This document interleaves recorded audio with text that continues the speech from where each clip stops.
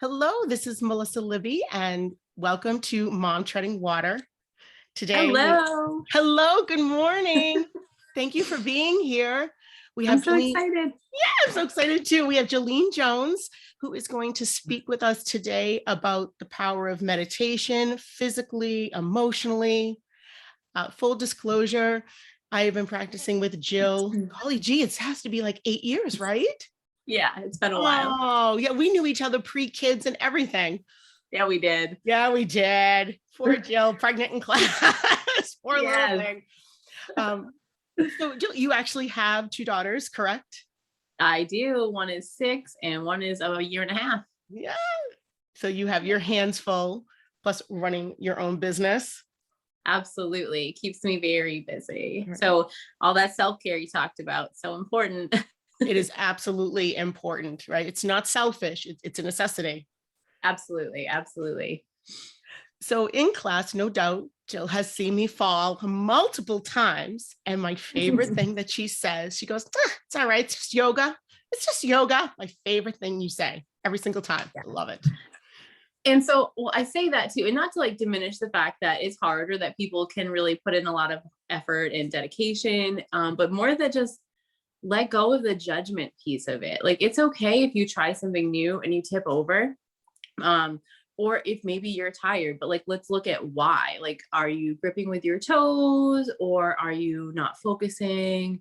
Are your muscles fatigued? Like it just gives you the opportunity to look at yourself, what's happening in your body, rather than being like, oh, I'm terrible at tree pose. Oh, I'm not good at yoga. Like just let go of that. Like it's just yoga. Like it's so what if you tip over? Do it 3 more times. Tip over every time. Oh well. I love it. So, what is the one pose that you still, after all these years, because you've been practicing, right? You've been doing this for over 10 years as an instructor, correct? Yes. So, Yes. what is the one pose that you're like, I'm determined, I'm going to get this pose that you still Oh, maybe struggle with or? for me, it's always like the heart openers, like camel pose or Ustrasana, wheel pose, anything that your chest needs to be really extended and open. I find that spinal flexibility, mobility piece to be difficult. But I mean, if you think about it, you just kind of like lock in through your shoulders. So it's something I really work at, and I've made a lot of progress, but good days and bad days. Yeah, absolutely. Absolutely.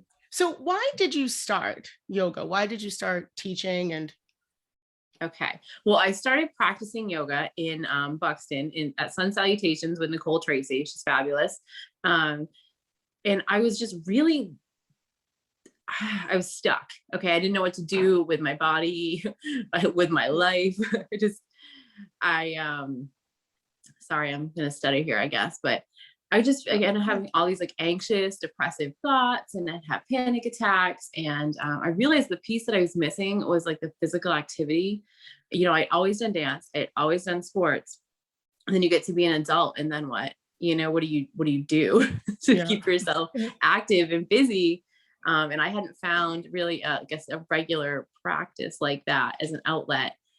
So I started taking classes. I just loved it, and it was work because you have to sit there and you're holding these poses, specifically in the style that Nicole teaches, and it's Iyengar yoga, and you're just there with you and your body. So it kind of eliminates that disconnect of the distractions and how can I separate myself from your body. And I mean, as a teenage girl, I feel like you can probably relate that gap is pretty wide between what your body is and feels like and what you're thinking. So it kind of bridges that gap a little bit, and it gives you the time to just let go of some of those things, that the nonstop whirlwind of anxious thoughts.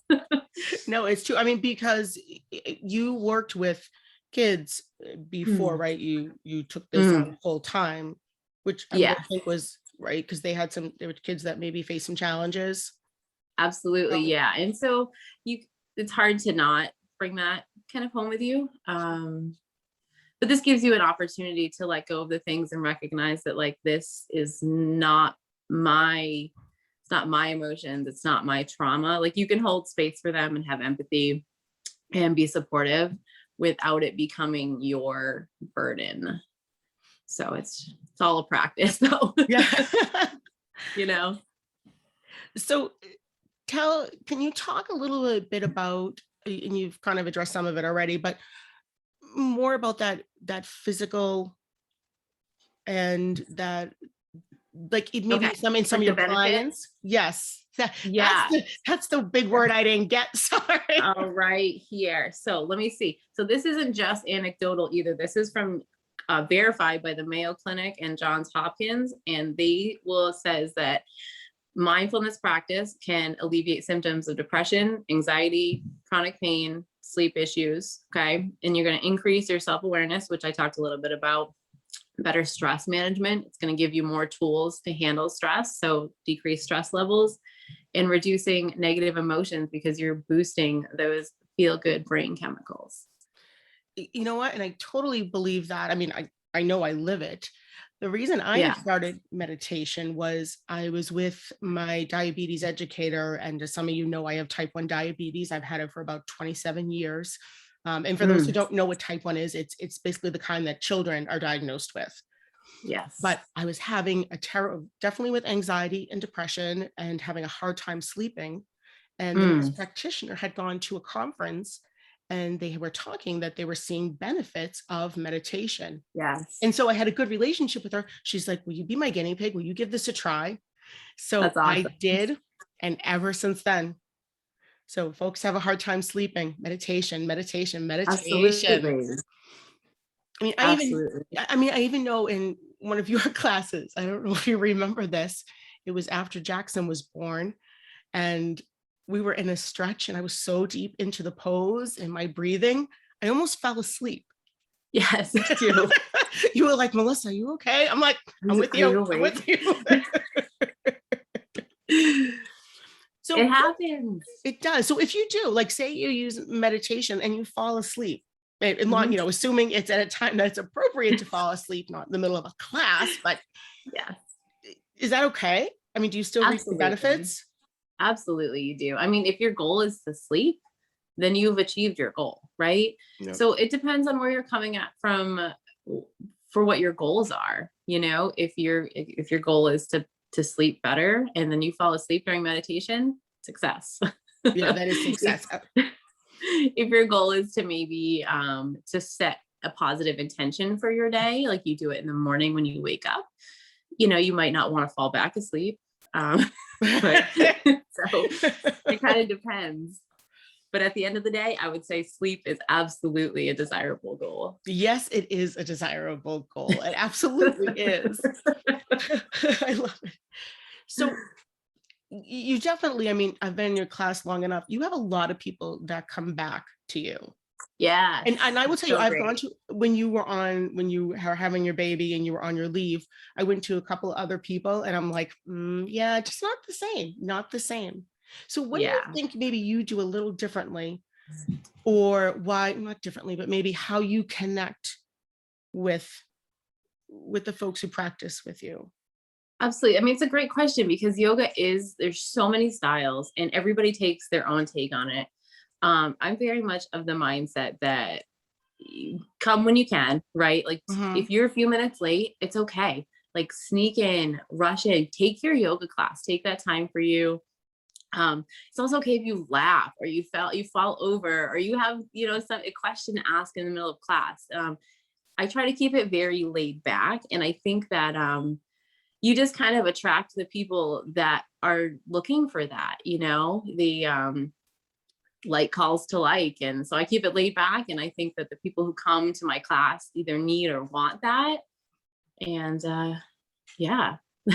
Yeah, because I think you do a great job. I mean, you definitely have classes that have very, very different people in different levels. Yeah. Or even like you said, just some days you're just not like feeling it as much, and you do such a great job of helping people. First of all, not like calling them out, because I have been in classes where they're like, no, your downward dog is. And I'm like, what? And I get all stressed. And so that defeats the entire purpose. Absolutely. But you do such a great job in showing modifications without making people like feel bad, or because you'll do them too. You'll do the modification. Absolutely. Because some days you need support, right? It's the same in yoga as it in everything else. Some days you need support in something, and maybe another day that you don't. But that's not a reason not to practice. Like today you want to use blocks under your stretch. Great. Maybe next week you don't want to. There's always choices, and yoga should be accessible for anybody who wants to practice it. There's pretty much a way to make it accessible in most classes. Are there extreme cases? Yes, where you'd want to maybe do like a more private session, but we could still find something and make it work. It's just kind of honoring your body, what your body needs in that moment. And that's where that listening piece comes in. If you're practicing mindfully and you're listening to what's coming up to your body, then take the modifications that it needs to support yourself. Well, I think that comes to a good point. So what services do you offer? Right. Your website is the purepranayoga.com, Yes. correct? And I Yes. will include that in our show notes. Thank you. What do you offer to people, even if they're local or if they're remote? How can they get in contact to be with someone, a non-judgmental, chill, relaxing, but extremely experienced person like yourself? Well, thank you for all that. So I offer in-person classes. Like I have some yin yoga and a stretch and release class and an elemental flow class. I teach power yoga, and I also have the bar class as well. So that's if you're local in the area. We could do remote sessions for guided meditation, distance Reiki. We could do yoga private sessions via Zoom or in person. And my email is on the website, or you can contact me through there or my Facebook page. I kind of update everything that happens kind of on a regular basis there too. Okay. And I will include those links, and if you're okay with your email as well, Yeah. so people can get in touch with you. And you have been extremely generous, because there's going to be a bonus episode this week from you that is solely for meditation. Do you want to talk a little bit about what your goal is in that? So I did record that quick. Well, it's not quick if you're not used to meditation. So it's about an 8 or 9 minute little guided meditation for anxious thoughts. And you can use that anytime throughout the day that works for you. So things that I would recommend if you're going to get a meditation practice started would be to start small, like just start with 2 or 3 minutes, find something guided, find a quiet space. So whether that is in your car before you get out, when you get home, take like 2 minutes in the driveway, or before you go into work, or if you could do it at night, but find a regular time in your routine and do your best to stick with that. Are things going to pop up? Yes. Does that mean you should not practice for that day? Or if you don't get a chance to practice, should you give yourself a hard time? No. But those are just guidelines to help make it easier. The more routine it is, the more you're going to stick with it. Start small, and then you can add things over time. My next suggestion is don't get stuck in the idea that you have to sit and just sit still. Okay. There's so many other choices. If you prefer to leave your eyes open, you could make yourself like a nice little focal point and practice more of like a Zen focus. You could walk. There's walking meditation. Or again, you could listen to something guided, but just being mindful of how you step. And then there's also things that maybe aren't necessarily meditative, but are mindful activities. So like you could take a nice walk and just let yourself be in the moment. Notice your breath. Is this your time to listen to your favorite podcast or audiobook? No, probably not. Like there's another time. But if you're thinking about being mindful, you could do that. You could run, you could cook. Like if you enjoy cooking, take one day and make that task be just about that, and kind of focusing on the steps, letting yourself be in that moment, doing what you're doing. Is it a great idea to do it on a night where you have 56 things going on? You're trying to do the laundry and run somebody to soccer practice and go. No, maybe not that day, but if you have a different time, you maybe could do it. So it's all about finding an activity that you could do mindfully: yoga, tai chi, any of those things, hiking.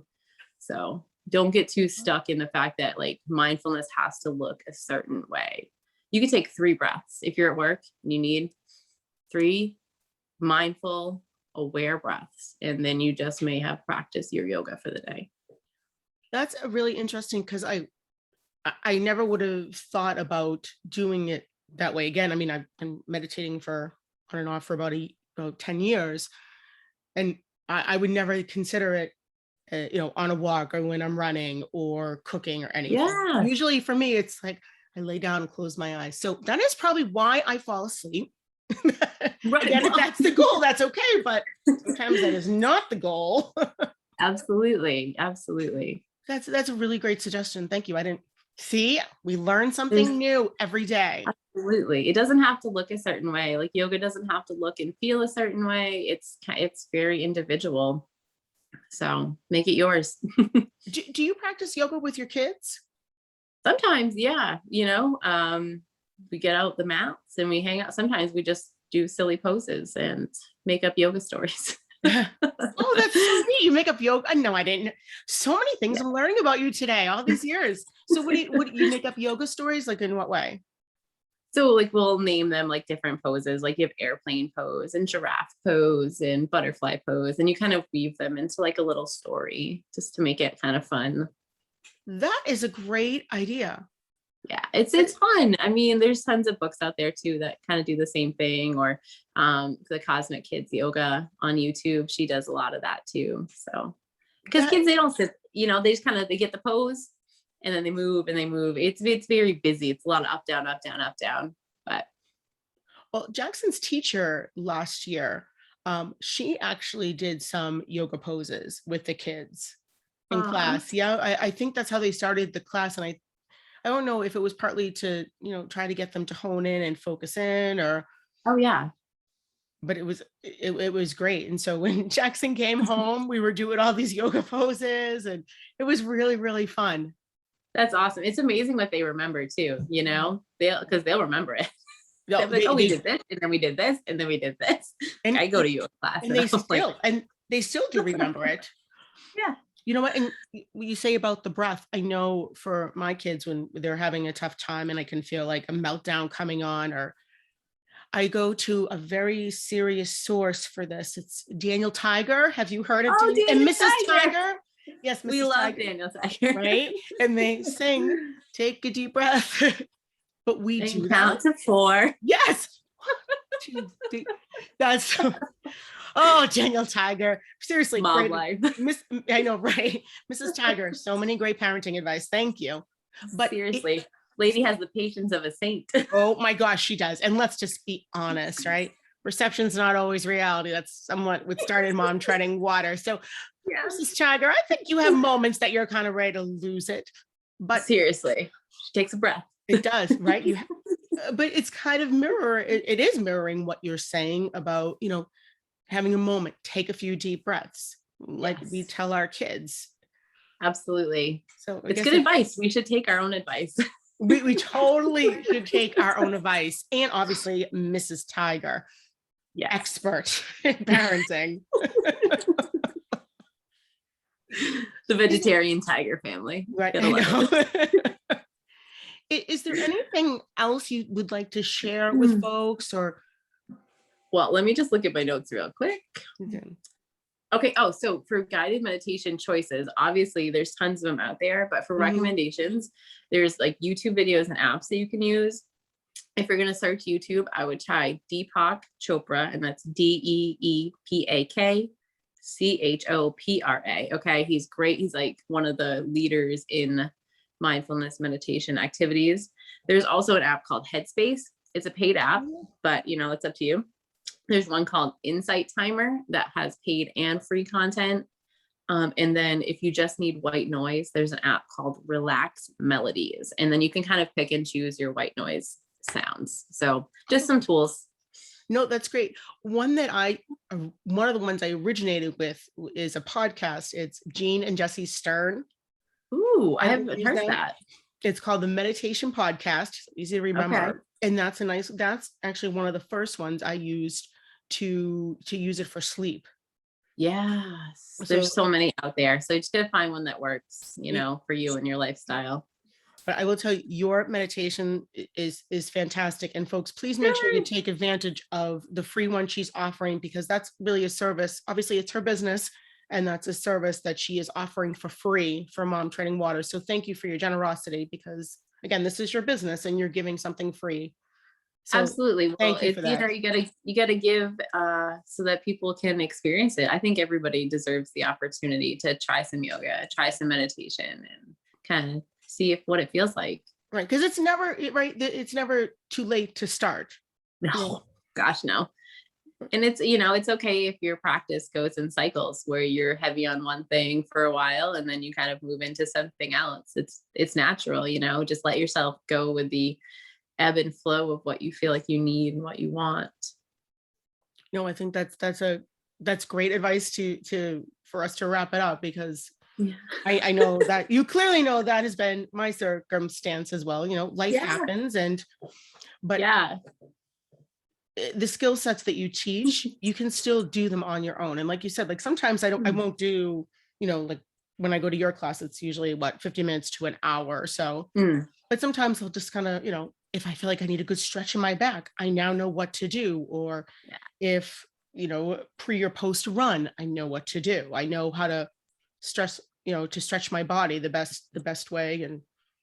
Or again, Absolutely. a few meditation breaths if I'm feeling like I'm having a mommy moment, a tough mommy moment, which we all have those moments, and that's Yeah. okay. It's Right? okay. It's being human. It is being human, right? It's just learning how to handle it the best way that you can without, Yeah. you know, We're losing your all working mind. on ourselves. That's We are. right. We absolutely are. So Jill, thank you so much for joining us. I'm so excited. And all Thanks for right, having me. yes, and disclosure, I'll be seeing her in about an hour or so for bar class. Yeah, we're gonna get sweaty. Yeah, it is. It's so much fun. But folks, if you watch it, you're like, really? It looks so Yeah. easy. Friends. Deceiving. Oh, it's so deceiving. There are moments that I'm like, I mean, again, because I run, my legs are fairly strong. Yeah. Sometimes I'm like, ooh, I'm like, mama's getting a burn. That's right. Well, because that's what that bar does. Where you're working for the muscular fatigue to build that endurance, and it's such small movements. They burn. They are so deceiving. They are so deceiving, but it's so much fun, and I love it. And you have great music, and you just make it a fun experience that you want to come back. And so, folks, please Yay. make sure you do check out Jill's website. Again, I will include it, and reach out to her, because really you offer it in such a non-judgmental way, a way to make you feel better. And that's why I wanted you to be part of this series, right? It's inspiring without defining. No one's trying to change who you are, just trying to help you get to a better place, feel better about yourself.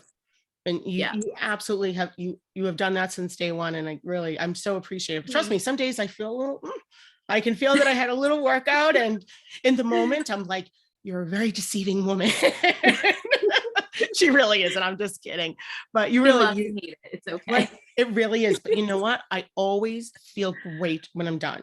Even in some moments, I'm like, oh my gosh, the burn. But it feels so good when I'm done. Yeah, So those endorphins. it really is. Well, I appreciate that you make it so fun, and you don't make it so rigid, and so serious, and so intimidating. And I think that's a lot what people think about yoga. They think it's intimidating, or you have to be a certain body size, or you have to be a certain age, and you have to be flexible to do yoga. Like, no, in fact, it's for everyone. It is for everyone. Like, you do not need to pick your feet and put them behind your head. That's right. No. That's not the goal.